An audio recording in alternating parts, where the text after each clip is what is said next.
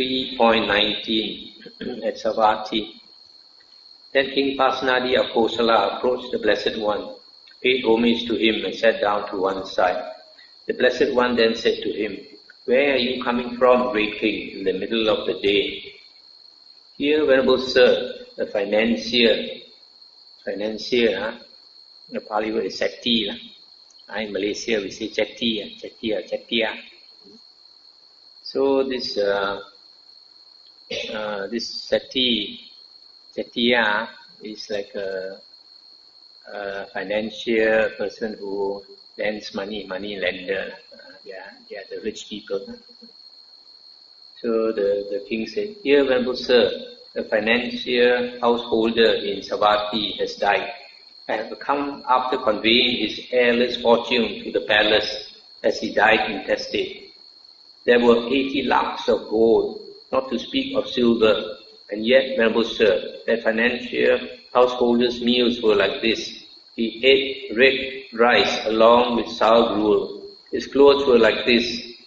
He wore a 3-piece hempen garment. His vehicle was like this.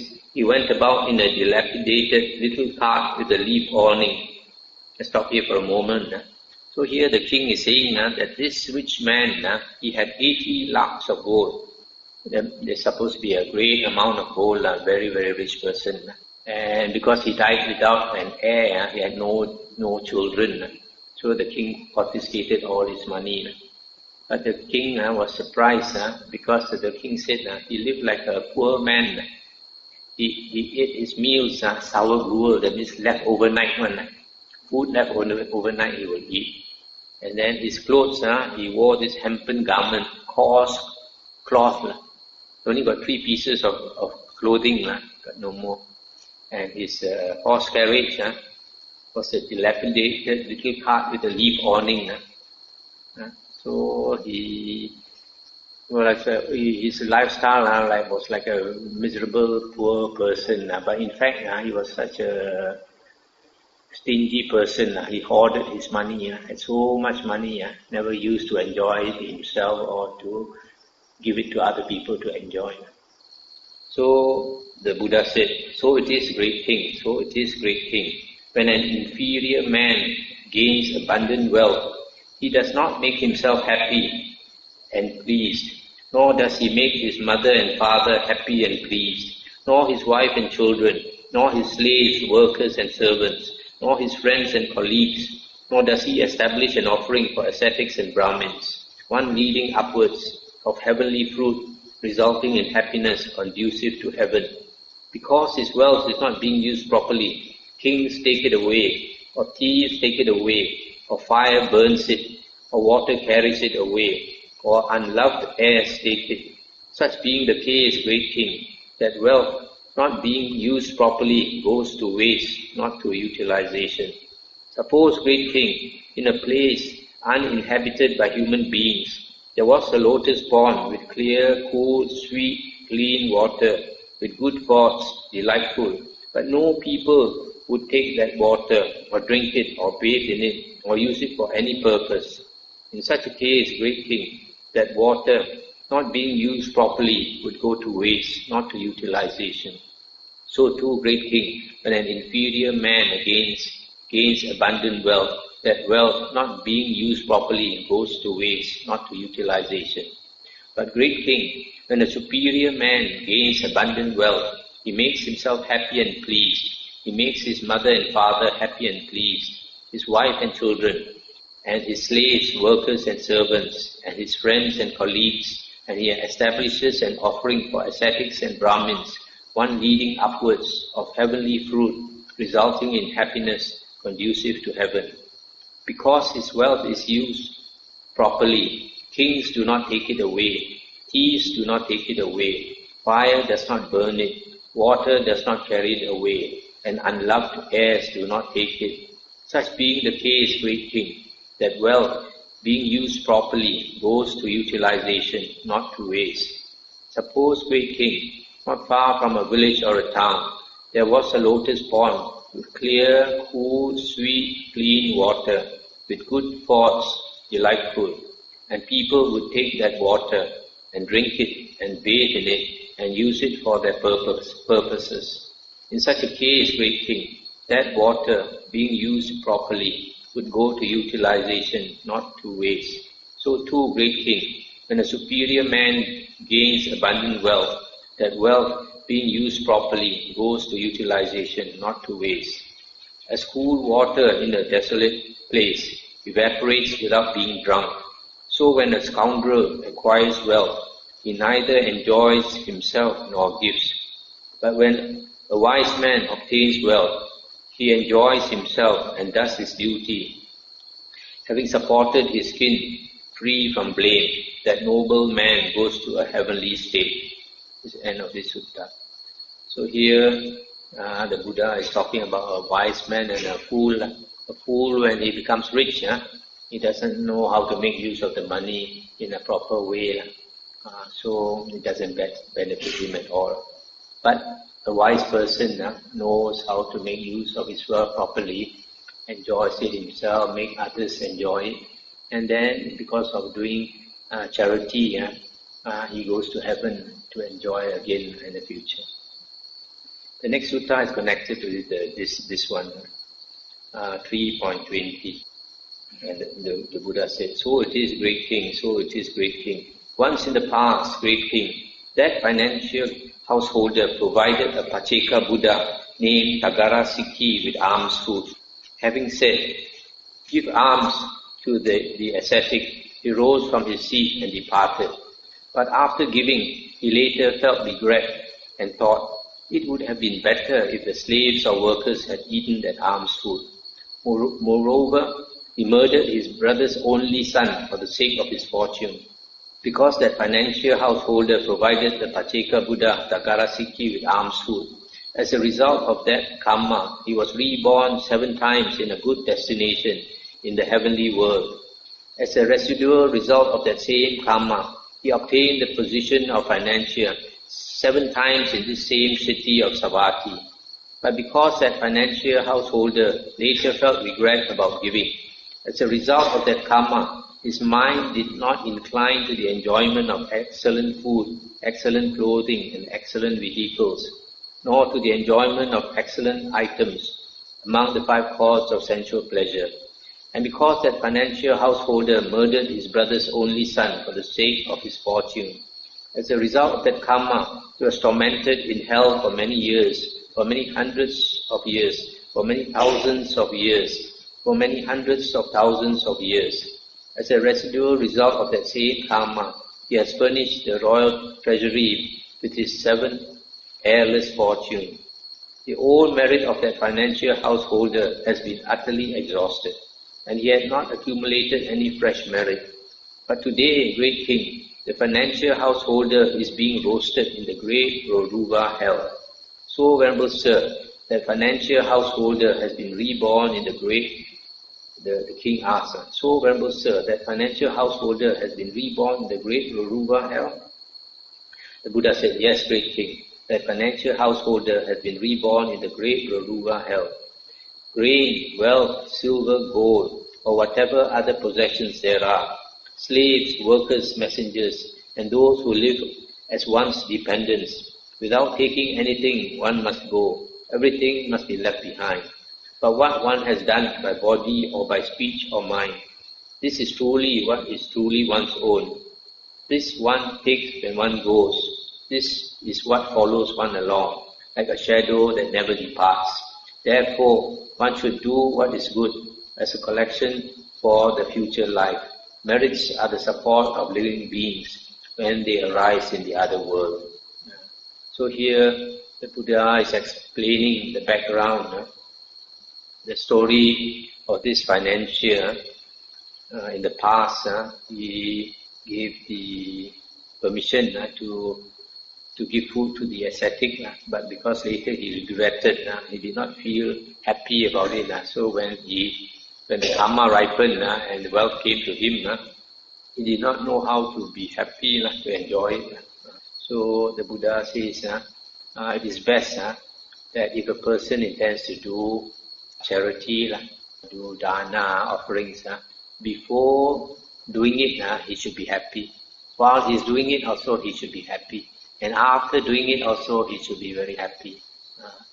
So in that case, if you are very happy with doing the dana, next time when the karma ripens, you'll be very happy, enjoying it, instead of being a stingy old fool. So this person, as a result of giving to that Pacheka Buddha, was born 7 times in the heavens. But probably as a result of killing the nephew to get the fortune, he went to hell first for a long time. And then after that he came back. He went to heaven 7 times, and after that he was reborn in Savatthi as the richest man for 7 lifetimes. But each lifetime also, he was a stingy old man, never enjoyed his wealth or help others, make others enjoy his wealth. And because of killing the nephew, each time he came back as a human being, he did not have any son. He was childless. So there are some people, because of karma, they cannot have children. So, but because he did not know how to create new merit by charity or sila and all that, now after he passed away, he went to the great hell to suffer for a very, very long time. A lot of people don't understand human beings. If you lead a very ordinary life as a human being without doing evil, you will, after death, you will most likely be reborn as a ghost. A lot of people don't understand why. The reason is because in the 5 destinations of rebirth, 2 are happy destinations and 3 are woeful destinations. The happy destinations are heaven and human being. The woeful destinations are ghost, animal and hell realm. So because we are born as human beings, we have the good karma to enjoy life. So as we live every day as a human being, we are using up our blessings. So it's very important to replenish our blessings. But a lot of people don't know the Dhamma, so they don't do that. So they just keep on enjoying their life. And at the end of their lifespan, they would have used up a lot of good karma. So they do not have enough blessings to come back as a human being. So they will naturally fall into the ghost realm. And then if they have hurt other beings, then they will be born in the animal realm. And if they have done a lot of serious evil, they will be reborn in hell. So that's why it's very important that people do a lot of merit. 3.24. At Savatthi, sitting to one side, King Pasenadi of Kosala said to the Blessed One, "Venerable Sir, where should a gift be given? Where should charity be given?" And the Buddha said, "Wherever one's mind has confidence, great King." I think the Pali Text Society translation, they said, the Buddha said, when you were asked where should a gift be given, the Buddha said, "Give wherever you like." And then the king said, "But Venerable Sir, where does what is given become of great fruit?" Then the Buddha said, "This is one question, great king. Where should a gift be given? And this another. Where does what is given become of great fruit?" I'll stop here for a moment.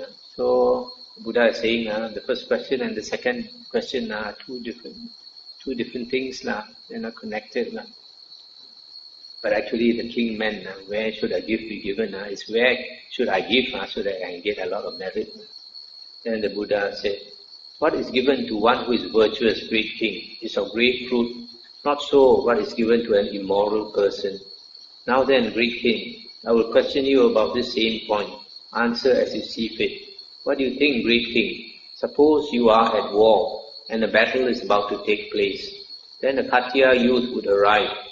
Khattiya youth is a warrior caste. One who is untrained, unskillful, unpracticed, inexperienced, timid, petrified, frightened, quick to flee. Would you employ that man? And would you have any use for such a man?" And he said, "Surely not, Venerable Sir." Similarly, the Buddha said, suppose a Brahmin youth arrived, or a Vesa youth, a merchant class, or a Sudha youth, a laborer class. who is untrained, unskillful, unpracticed, inexperienced, timid, petrified, frightened, quick to flee, would you employ that man? And then he said, surely not, Venerable Sir. What do you think, great king? Suppose you are at war and a battle is about to take place. Then a Khattiya youth would arrive who is trained, skillful, practiced, experienced, brave, courageous, bold, ready to stand his place. Would you employ that man, and would you have any use for such a man? Surely I would, Venerable Sir. The Buddha said, similarly, suppose a Brahmin youth came, or a Vesa youth, or a Sudha youth, one who is trained, skillful, practiced, experienced, brave, courageous, bold, ready to stand his place. Would you employ such a man? And he said, surely I would, Venerable Sir. And the Buddha said, so too, great king, when a person has gone forth from the household life into homelessness, no matter from what clan, if he has abandoned 5 factors and possesses 5 factors, then what is given to him is of great truth. What 5 factors have been abandoned? Sensual desire has been abandoned. Ill will has been abandoned. Sloth and torpor have been abandoned. Restlessness and remorse have been abandoned. Doubt has been abandoned.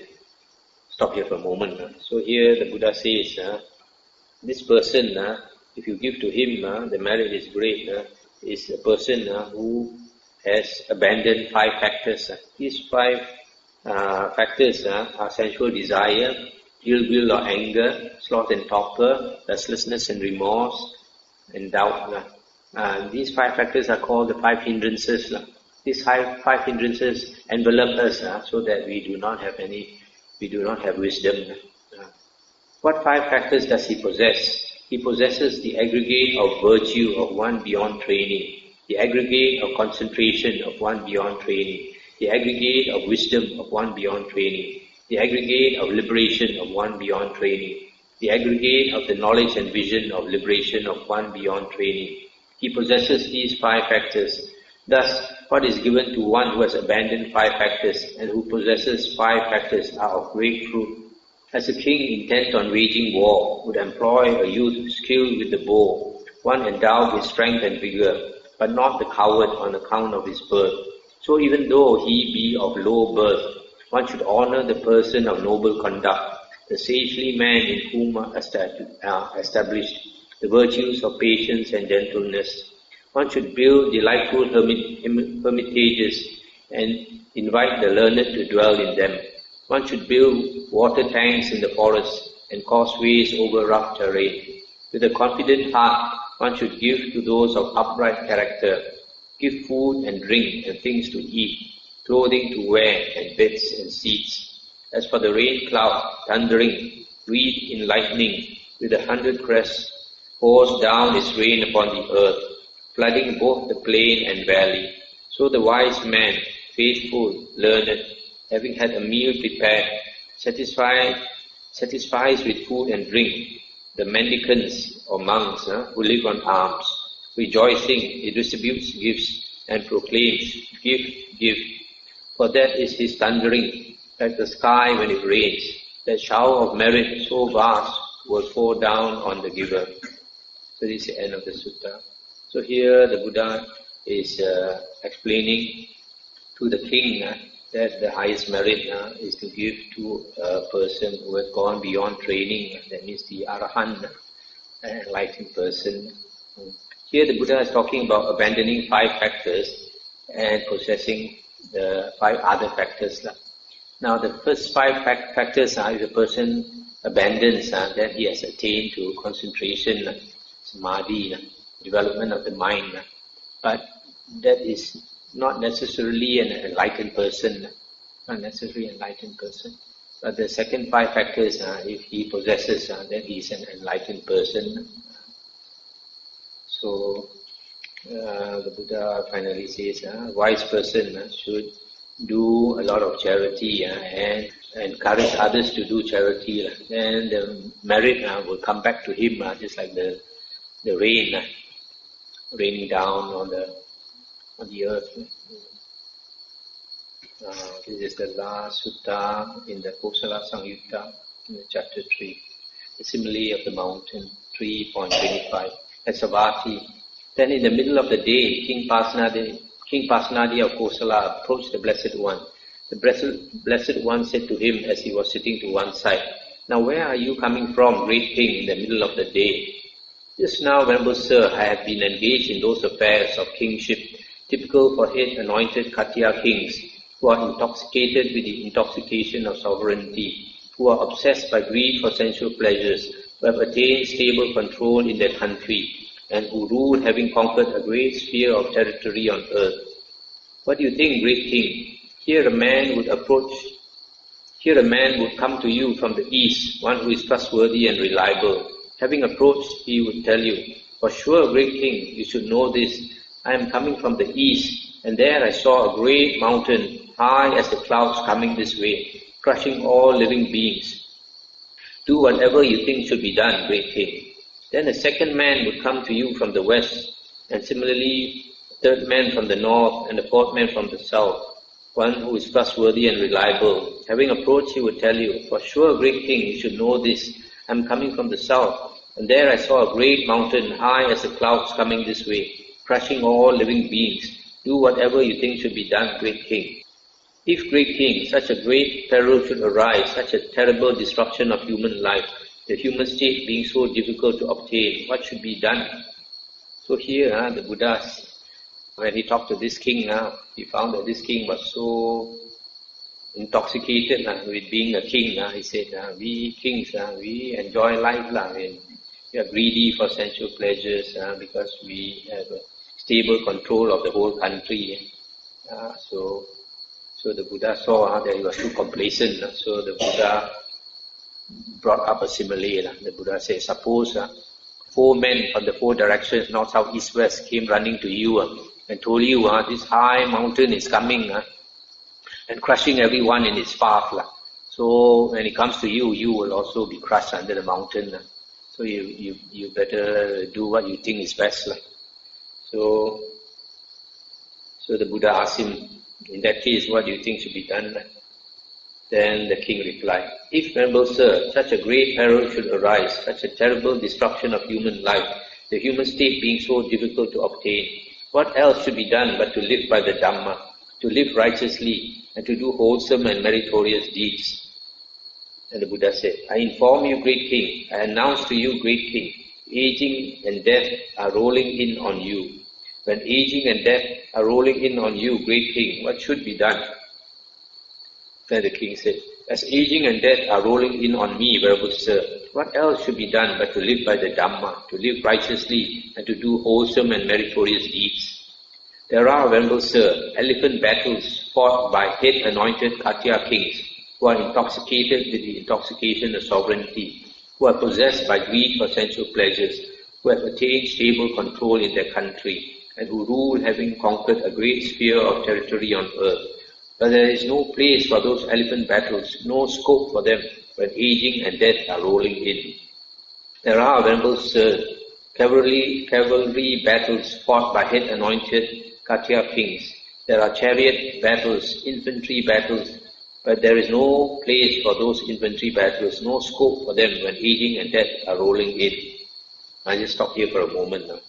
Here the king is saying, "I have a great army, I have great strong elephants and fast horses and soldiers and everything which I can use to fight battles. But when death, aging, sickness and death come crushing in, rolling in, you cannot use all these soldiers, all these elephants and all that to fight it. In this royal court, Venerable Sir, there are counsellors who, when the enemies arrive, are capable of dividing them by subterfuge. But there is no place for those battles of subterfuge, no scope for them when aging and death are rolling in." Let's stop here for a moment. Here he says he has counsellors. These counsellors or advisors to the kings are Brahmins. These Brahmins are well known for their mantras, what we call Chao, Jiu. And these mantras are very powerful. They can work miracles and sometimes can harm others. So he says, but when old age, sickness and death come rolling in, even these Brahmins he cannot use to help him. In this royal court, Venerable Sir, there exists abundant bullion and gold stored in vaults and depositories, and with such wealth we are capable of mollifying the enemies when they come. But there is no place for those battles of wealth, no scope for them when aging and death are rolling in. So here he says he has a lot of treasures, a lot of wealth. If enemies come, I can use the wealth to buy them. But in this case, when aging, sickness and death come rolling in, all that wealth is useless. As aging and death are rolling in on me, Venerable Sir, what else should be done but to live by the Dhamma, to live righteously, and to do wholesome and meritorious deeds? And the Buddha said, so it is, great king, so it is, great king. As aging and death are rolling in on you, what else should be done but to live by the Dhamma, to live righteously, and to do wholesome and meritorious deeds? This is what the Blessed One said. Having said this, the Fortunate One, the teacher, further said, just as mountains of solid rock, massive, reaching to the sky, might draw together from all sides, crushing all in the four quarters, so aging and death come, rolling over living beings, Katyas, Brahmins, Vesas, Sudras, Chandalas and scavengers. They spare none along the way, but come crushing everything. There is no ground there for elephant troops, or chariot troops and infantry. One cannot defeat them by subterfuge, or buy them off by means of wealth. Therefore a person of wisdom here, out of regard for his own good, steadfast, should settle faith in the Buddha, Dhamma and Sangha. When one conducts oneself by Dhamma, with body, speech and mind, they praise one here in the present life, and after death one rejoices in heaven. That's the end of the sutta. So here the Buddha is saying, every one of us will be crushed by aging, sickness and death. Or they are coming in from the four directions. So there's nothing for us to do except to live by the Dhamma and do good deeds, not to harm others, and to learn the Dhamma, meditate, etc. Get as much merit as we can, so that when we close our eyes, we can carry along all this merit on our long journey in samsara. In fact, if you are smart, your journey in samsara will be very short. Any question? Quite happy because last night and tonight I finished 2 Samyuttas. Because some of the later Samyuttas are very tough going. Like Satipatthana Samyutta, 5 aggregates Samyutta, they are extremely long. I think many nights. Every Samyutta I hope to cover.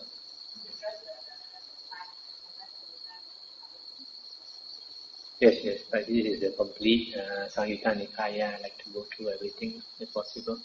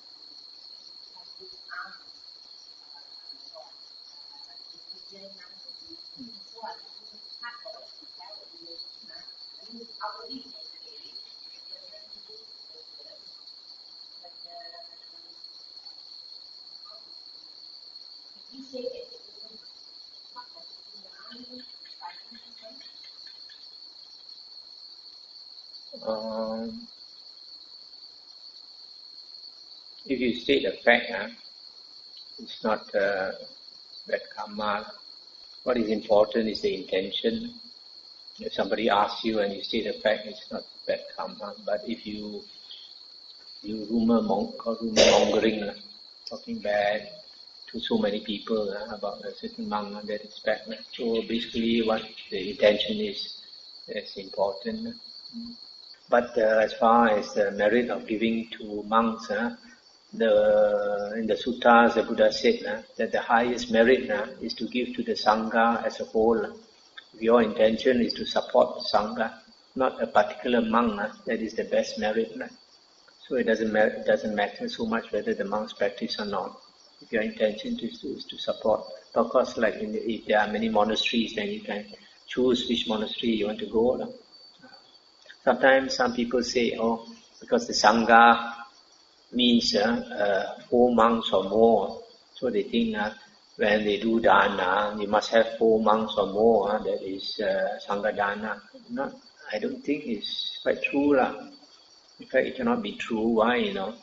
Because in the Vinaya books, the Buddha says, if a gift is given to the Sangha, say somebody offers 20 robes, and he says, these 20 robes is for the monk Sangha and the nun Sangha, that means the Bhikkhu Sangha and the Bhikkhuni Sangha. Then the Buddha says, these 20 robes should be equally divided. That means 10 for the Bhikkhu Sangha, the monk Sangha, and 10 for the Bhikkhuni Sangha. And it doesn't matter if you have 30 or 40 monks and you have one nun. Even if you have one nun, 20 robes should go to her. Because it is not actually to her, it is for the Bhikkhuni Sangha. So if she is alone, she cannot use 20 robes, doesn't matter, because it's for the future Bhikkhunis who come. So that one nun can represent the entire Bhikkhuni Sangha.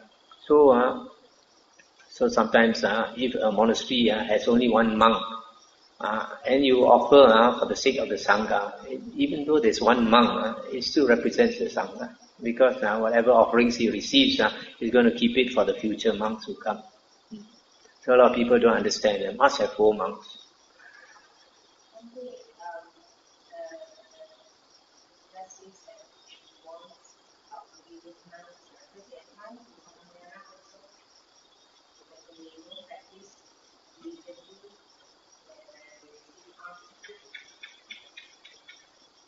Yes, it applies because they're married. But then, as I mentioned, the important thing is don't worry about that, whether the monk is virtuous or not. Just give for the sake of the Sangha. There are some people I've come across who are so greedy for merit that they only go after famous monks.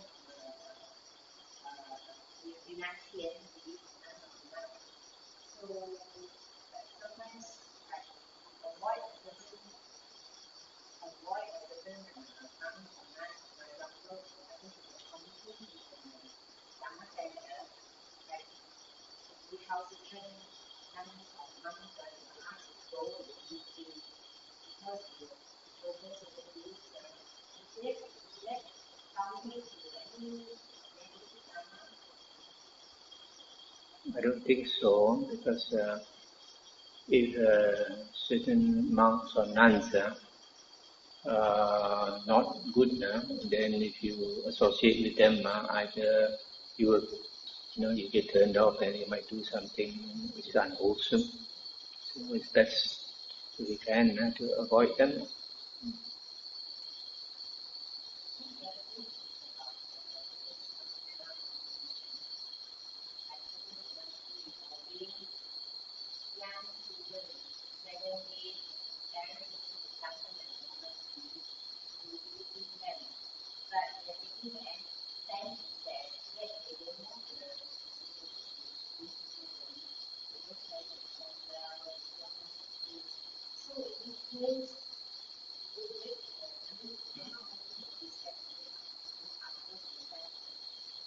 You see, in the Vinaya books, initially the Buddha did not state what is the minimum age for novice monks. So there was a time when very young boys came to the monastery. So in the middle of the night, because there was no dinner, they started crying because they were hungry. So after that, the Buddha said they should be at least 15 years old before they are allowed to become novice. Otherwise, they cannot stand the hardship of a monk's life. So generally, the standard is at least 15 years old. But there are always exceptions, because in the Therigatha, sometimes you find certain boys like the Buddha could see that this person, even this young boy, 7 years old, but he is destined for enlightenment. So it's mentioned in the Theravada, there's such boys, their hair is shaved in the morning, and they are given the robe to wear. By the evening, they already became enlightened. These are super breed of humans. So unless you have such exceptional cases, generally it is not advisable to accept those below 15 years. In fact, a few years ago, some parents wanted their children to become novice here, so we accepted them. And then I think there were 4. One was 16, one was 15, one was 13, and one was 12. And the 12 and the 13, they being quite young, they were childish, and at night they opened the fridge and stole some dark chocolate to eat. So after that, we decided that minimum age here we will accept is 15. The transfer married.